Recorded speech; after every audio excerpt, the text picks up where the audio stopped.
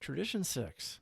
An AA group ought never endorse, finance, or lend the AA name to any related facility or outside enterprise, lest problems of money, property, and prestige divert us from our primary purpose. The moment we saw that we had an answer for alcoholism, it was reasonable, or so it seemed at the time, for us to feel that we might have the answer to a lot of other things. The AA groups, many thought, could go into business, might finance any enterprise whatever in the total field of alcoholism. In fact, we felt duty-bound to throw the whole weight of the AA name behind any meritorious cause. Here are some of the things we dreamed. Hospitals didn't like alcoholics, so we thought we'd build a hospital chain of our own. People needed to be told what alcoholism was, so we'd educate the public, even rewrite school and medical textbooks. We'd gather up derelicts from skid rows, sort out those who could get well, and make it possible for the rest to earn their livelihood in a kind of quarantined confinement. Maybe these places would make large sums of money to carry on our other good works. We seriously thought of rewriting the laws of the land and having it declared that alcoholics are sick people. No more would they be jailed. Judges would parole them in our custody. We'd spill AA into the dark regions of dope addiction and criminality. We'd form groups of depressives and paranoid folks. The deeper the neurosis, the better we liked it. It stood reason that if alcoholism could be licked, so could any problem. It occurred to us that we could take what we had into the factories and cause laborers and capitalists to love each other.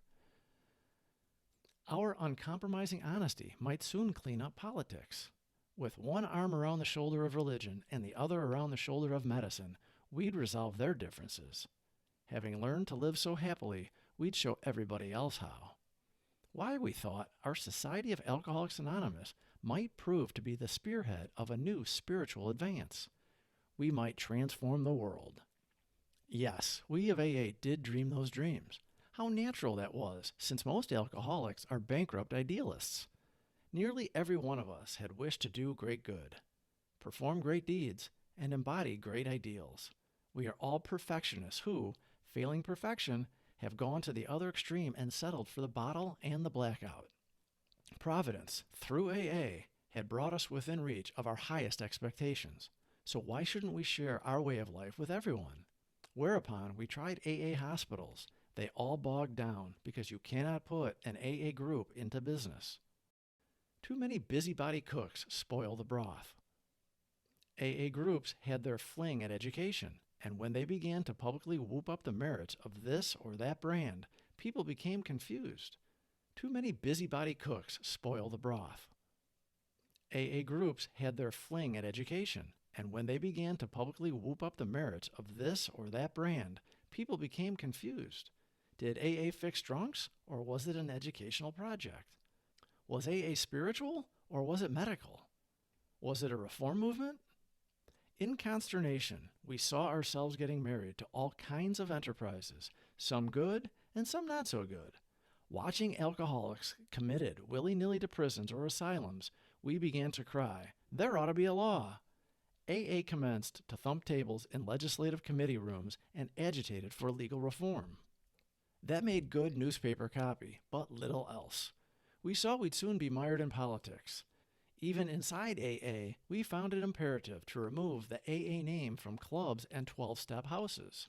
These adventures implanted a deep-rooted conviction that in no circumstances could we endorse any related enterprises, no matter how good. We of Alcoholics Anonymous could not be all things to all men, nor should we try. Years ago, this principle of no endorsement was put to a vital test. Some of the great distilling companies proposed to go into the field of alcohol education. It would be a good thing, they believed, for the liquor trade to show a sense of public responsibility.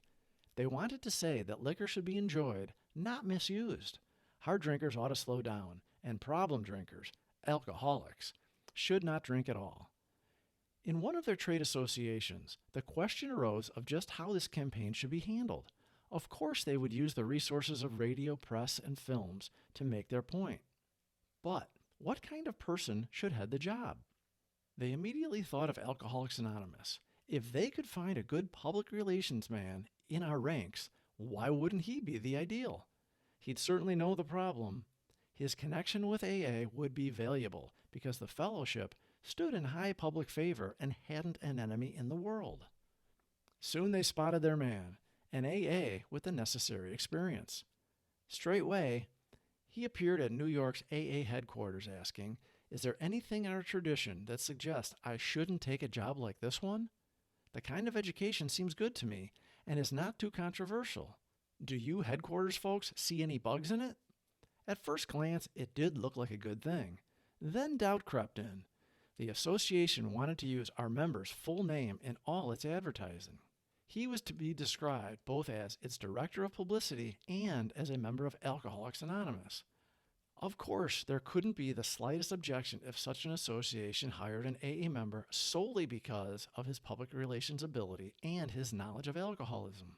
But that wasn't the whole story, for in this case, not only was an AA member to break his anonymity at the public level, he was to link the name Alcoholics Anonymous to this particular educational project in the minds of millions. It would be bound to appear that AA was now backing education, liquor trade association style. The minute we saw this compromising fact for what it was, we asked the prospective publicity director how he felt about it. "Great guns," he said. "Of course I can't take this job. The ink wouldn't be dry in the first ad before an awful shriek would go up from the dry camp. They'd be out with their lanterns looking for an honest AA to plump their brand of education. AA would land exactly in the middle of the wet-dry controversy. Half the people in this country would think we'd signed up with the dries. The other half would think we'd joined with the wets. What a mess." Nevertheless, we pointed out, you still have a legal right to take this job. "I know," he said, "but this is no time for legalities. Alcoholics Anonymous saved my life, and it comes first. I certainly wouldn't be the guy to land AA in big-time trouble, and this would really do it." Concerning endorsements, our friend had said it all. We saw, as never before, that we could not lend the AA name to any cause other than our own. Please subscribe for more videos. Thank you for watching.